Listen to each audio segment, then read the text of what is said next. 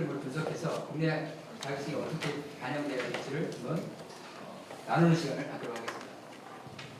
영어를 많이 써서 죄송합니다. 최대한 줄여들도록 노력을 했습니다. 항공정비사의 특권과 한계를 나타낼 수 있는 세 가지 자격증입니다. 바로 국내 자격증, 미국 자격증, 또한 유럽 연합 자격증입니다. 우리나라에서 국내 자격증은 작년에 778명, 미국에서는 6,800명이 취득했습니다. 그러나 여전히 20%가 부족합니다. 야사는 어떨까요? 우리나라의 항공정비사 중에 5명에서 10명 정도가 현재 야사 자격증을 소지했다고 얘기를 하고 있습니다. 자, 그래서 저희는 먼저 FA와 야사의 가장 기본이 뭐냐면 145라는 이 단어입니다. 정비업체를 나타냅니다. MR업체를 나타냅니다.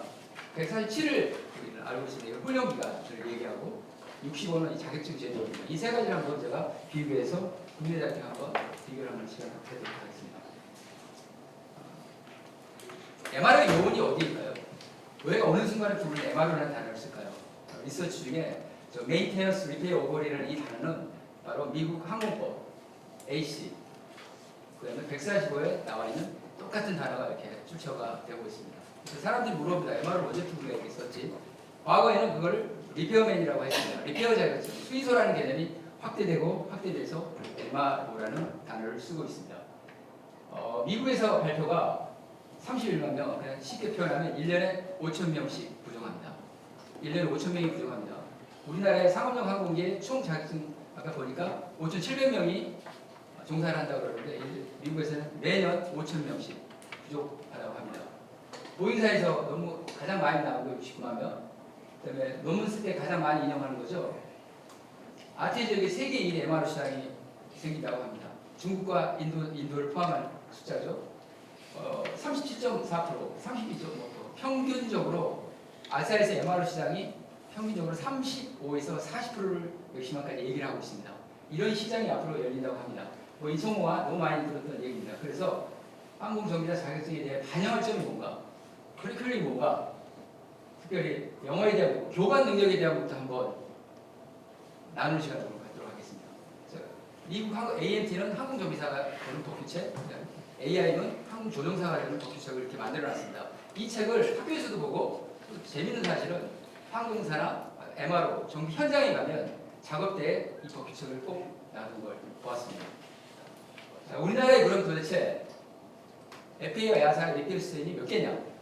조사기가 FA 리페어 스테이션은 미국 내 4,875개가 등록되어 있습니다. 상당한 숫자죠. 우리나라는 41개가 지금 정비업체로 등록되어 있습니다. 숫자는 많지만 여전히 미국은 20% 이상이 부족하다고 합니다. 참고로 우리나라에서 현재 FAA 145 인증을 가진 회사가 5군데입니다. 코리안에어 아시아나, 샵 에비에이션 라인 정비합니다. 테크니션 중정비합니다. GE1공이 김포 산업단지에 1시간 반 거리인가요? 여기에 외국 회사입니다. 그 다음에 K에어로스페이스가 있습니다. 이거는 오산기지, 평택에 있는 145 기관입니다. 그리고 야사는 딱 2군데, 코리안에어와 GE1공이 지금 등록되어 있는 상황입니다. 자, 이 부분을 한번 다루고 싶었습니다. FA 147 정비학교는 학생 숫자, 각 과목 합격률 모두 공개해버립니다. FA에서 공개를 해버립니다. 우리나라는 어떨까요? 우리나라는 국내 학교 이름과 합격률을 공개하지 않습니다.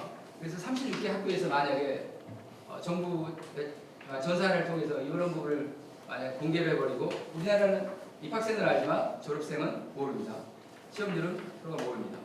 그래서 이런 부분을 만약에 오픈해버린다면 미국처럼 아마 새로운 경쟁 시대가 열리지 않을까 생각해 봅니다. 자, FA는 이 세 과목을 공부합니다. 여기 이렇게 보시면 이 책을 3권과 법규책 4권을 무려 2년 동안 배웁니다. 국토부에서 아주 잘하는 거라고 저는 생각합니다. 이 3권을 우리나라 7권으로 항공정비사 표준교재를 감수하고 또 새롭게 번역해서 저희들이 지금 현장에서 쓰고 있습니다. 그래서 야사에서는 750시간, 죄송합니다. FA에서는 400시간, 750시간, 700시간, 토탈 1900시간을 공부를 하고 있습니다. 우리나라는 2410시간입니다. 자, 그럼 이 부분에 대해서 제가 말씀드린 2023년 어거스트 8월달입니다. 작년입니다. 작년에 드디어 FA에서 학생들이 정말 두려워하고 교관들을 두려워하는 놀라운 법이 개정이 됩니다. 바로 전면 개정이 돼서 이제는 더 이상 학생들은 필기 점수를 문제 은행식으로 공부해서 시험 보는 그런 시대가 끝나가고 있습니다. 지금 공부해서 필기 시험을 공부를 하면 50%가 새로운 문제가 뜨고 있습니다. 2023년 어거스트, 작년에 이게 시작이 됐습니다. 왜냐하면 더 이상 이제 문제를 담아내는 그런 시대가 FA도 어떤 제재를 가하고 있다는 뜻입니다. 삼지선다형으로 여전히 하고 실식 문제에 실수를 맞아야 됩니다. 이 부분이 좀 어렵지만 꼭 설명을 하고 싶었습니다. FA는 커리큘럼 레벨이 있습니다. 레벨 1, 2, 3라고 합니다. 간단히 말해서 2400시간의 커리큘럼은 레벨 1 가장 기본적인 단계, 정의하는 단계, 랜딩 기어가 뭐냐, 필터가 뭐냐 이런 단계. 2단계에서는 바로 원리에 대해서, 이론에 대해서 설명하고 마지막 3단계가 중요합니다. 바로 2단계가 가장 높은 단계, 보장 탐구의 능력을 공부를 하고 RTS에 필요한 실습 교육을 시킵니다. 이게 레벨 3입니다. 이거 한번 다루고 싶었습니다. 야사 항공정비사 자격증 필수입니다. 학생 때부터 로그북을 작성합니다. 졸업 이후에도 반드시 슈퍼바이저나 사인을 받는 자체적인 정비 기록부를 쓰고 있습니다. 우리나라는 어떨까요? FA도 공고사항입니다. 우리나라는 이 자체 항공정비사 로그북을 전혀 사용하지 않고 있습니다. 자, 요런 미국 요즘에 디지털 시대로 많이 변하고 있습니다. 미국은 어떨까요? 대표적인 미국의 스파르탄 항공, 엠브리들 대학 다음으로 큰 학교입니다. 벌써 온라인이 44%가 전 세계 최초로 모든 이론 과목을 이미 핸드폰 속으로 들어가 버렸습니다. 그래서 더 이상 이론 교육을 가르치지 않습니다. 그래서 실습만 와서 하라 선택할 수가 있습니다. 이게 벌써 3년 전에 인증이 받은 겁니다. 스파르탄. 그러면 루프트한자, 야사 쪽은 어떨까요? 야사도 이미 이러닝 5에서 제가 알기로는 5에서 10% 정도가 이미 이제 이론 과정들도 온라인화가 되고 있습니다. 그래서 이론만 낳고 이런 시대가 되고 있습니다. 이게 항공정비사의 자격증입니다. FA AMP 자격증입니다.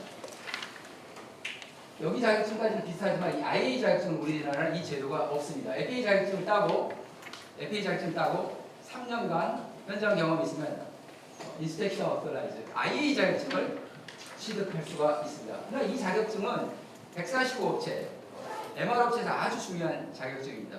이 자격증을 유지하려면 보통 90일 이내에 반드시 애뉴얼 점검, 연관검사를 해야 되고 대수리 대개조로의 작업을 했던 그런 IA들만 이 자격증을 2년마다 유지하고 있습니다. 근데 또 하나가 특이한 자격증이 있습니다. 국토부에서는 이거를 아까 좀 밑에 설명을 했는데 현장에서 리페어맨 자격증이 중요할까요? 저는 MRO가 발전이 되면 이 리페어 자격증은 아주 중요한 요소가 될 거라고 생각합니다. 왜냐하면 이런 세부적인 거, 컴파지, ACC, 트랜스폰더, 피로투브, 에비어닉 같은 이런 스페시픽한 독특한 작업은 미국에서는 145업체에서는 바로 이 리페어맨 자격증을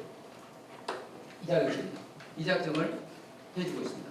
전기전자 디지털 시대입니다. FA에는 안타깝게도 이 전기전자 자격증을 FA에 소속되지 않습니다. 별도로 미국 연방통신위원회에서 일반 발급을 해주고 또는 ASTM이라는 민간 자격증 이 두 가지가 전기전자 기기 자격증으로 별도로 나와 있습니다. 자, 영어 중요합니다. 미국에서는 졸업을 하면 경력을 요구하지 않습니다. 읽고 쓰는 걸 평가를 합니다. 국내는 4년제 정비 경력하고 4년의 정비 경력을 요구합니다. 참 독특한 것 같습니다. ATO는 2년이고 570kg이라는 것을 최대 2로 분량. 한마디로 대형기업. FA에서는 570이 대형기입니다. 이하에 소형만 정비하라는 이런 뜻입니다. 이 부분을 좀 많이 좀 생각을 해봐야 될 일이라고 생각합니다. 좀 대한항공을 굳이 한 거는 뭐 시설 좋다고 해서 한번 찍어봤습니다. 보면 대부분 이제 워크시트를 가지고 있고 제가 볼 때는 대형기 위주로 학교에서 운영을 하고 있습니다. 루프트한자입니다. 보시면 대형기 위주로 바뀌고 있고 이번에 한국에 이제 만약에 FA 학교가 만들어진다면 이 학교도 대부분 대형기 위주로 이렇게 바뀌고 있습니다. 의무사 정리해 보겠습니다. 사실 이에 대한 결론은 국내는 경쟁력이 부족하고 국제 경쟁력이 부족하다는 이 얘기는 사실 10년 전에도 학회지에 여러 번 나왔던 얘기들입니다. 그러면 지금 이 시대에 10년이 지난 MRO 이 산업 때 과연 이게 얼마나 바뀔지는 모르겠지만 다시 한번 이런 부분을 한번 정리해 보았습니다. 학생들 싫어합니다. 기술 용어를 배워라, 자기준 제도하다, 교관들 아마 싫어할 겁니다. 이런 분도 얘기하고 또 레벨 1, 2, 3, 로그북 사용 문제, 또 리페어맨에 대해서는 MRO 업체가 활성화되면 반드시 넘어야 될 사안입니다. 사용 권한, 세대 입주나 정비 안정을 추가하는 이런 부분을 통해서 전 자신 있게 하나를 말씀드리면 대한민국 1등이 세계 1등입니다. 대한민국 1위 정비사가 세계 1위 정비사라고 생각합니다. 저도 그렇게 열심히 노력했고 오늘 제가 좀 패널로 각 분야에 초청하신 이런 분들도 그렇게 생각을 할 거라고 생각합니다. 단 이런 부분을 좀 개선이 된다면 제가 한번 만들어 봤습니다. 대한민국 항공사 중심으로 MRO 중심으로도요. 우리나라가 항공사가 인구 밀도 대비 가장 많습니다. 11개로 넘어갔죠.